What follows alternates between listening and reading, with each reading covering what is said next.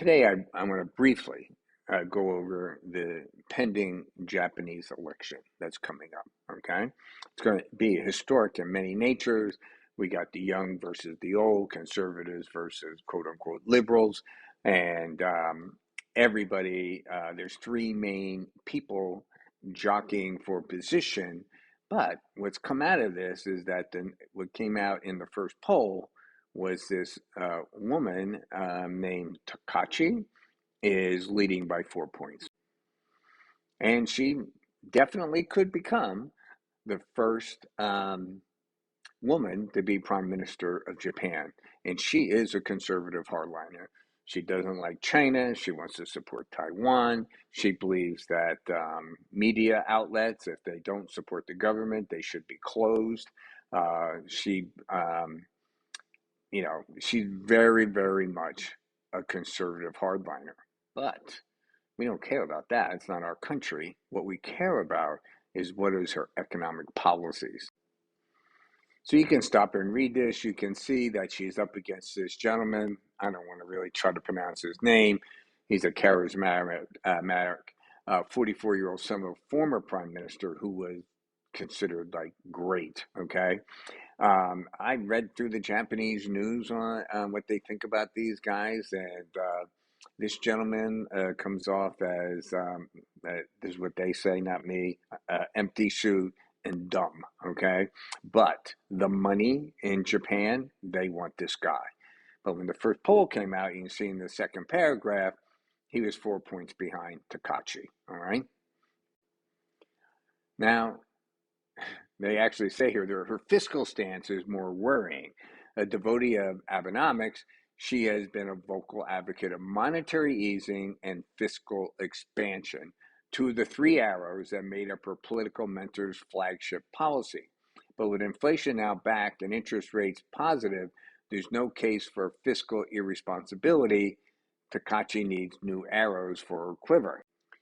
So here's the policy from Perplexity, and you can see monetary easing, fiscal stimulus at the same time, okay? And so what she's calling for is lower interest rates and more fiscal spending to juice the economy because they have tariffs against them, and of course, they've been kind of in a malaise. Now, Abenomics started in 2012, and you can see how they drove down the rates, right? And all the way down to like basically 0.25%. And during this period of time, the debt of Japan went, let's say about 150 some plus to 260%. So they lowered the interest rates and they had fiscal spending. So as you can see, if she gets elected, okay, she is going to push for lower interest rates and more fiscal spending. And we know what that means then for the yen. The yen would probably go down, right? Lower interest rates and more spending. So the yen's going to go down. It may go down considerably. And remember something. As we know, the United States says we want the yen to appreciate 25 to 30%. Okay? The yen will not appreciate 25 to 30% if she brings back Abenomics. Okay? It's just not happening. So this election is coming up, and we should keep our eyes on it. And if she looks like she's going to win, we're going to see some real movement here on the Japanese yen, I would imagine. So we'll wait and see. Now, I want to go back, and because it is Friday, I don't want to make 5 videos. There's so many things I want to talk about. But I want to not finish off. We've had an update on the first brands, and I just want to point it out just for how we talked about before, the seniority of loans and how that works if there's going to be a resolution to the bankruptcy versus an outright bankruptcy, okay? So First Brands declares bankruptcy, and then they come up with a rescue loan of $1.1 billion. This would allow them to go through a resolution of the bankruptcy versus an outright bankruptcy. But here's the problem. Like we said before, if someone comes in with that loan, in this case it's 1.1 billion, yes, all these people own debt from First Brands. They would like to see that, see if they can get a piece of it. But here's the point.